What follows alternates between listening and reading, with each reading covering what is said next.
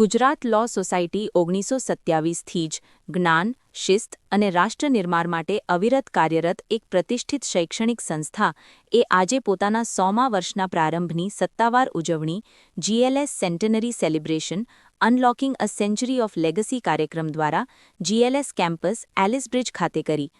1927માં સ્થાપિત GLS સંસ્થા 2027માં પોતાના ગૌરવપૂર્ણ 100 વર્ષ પૂર્ણ કરશે અને આ ઐતિહાસિક કાર્યક્રમ સાથે સેન્ટેનરી વર્ષની ઉજવણીનો પ્રારંભ કરવામાં આવ્યો છે।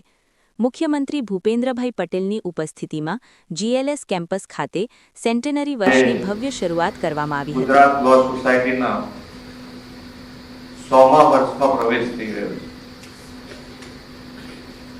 વિશ્વ નેતા અને યશસ્વી વડાપ્રધાન શ્રી નરેન્દ્રભાઈ મોદીની પ્રેરણાથી આપણે સરદાર સાહેબની 150મી જન્મ જયંતિનું વર્ષ પણ આ વર્ષે ઉજવી રહ્યા છીએ। એ જ સરદાર સાહેબના વિઝનથી સ્થાપાયેલી લો સોસાયટીની શતાબ્દીની ઉજવણી પણ આ 150મી જન્મ જયંતિના વર્ષની સાથે ઉજવાય એ આપણા માટે શુભ સંયોગ છે।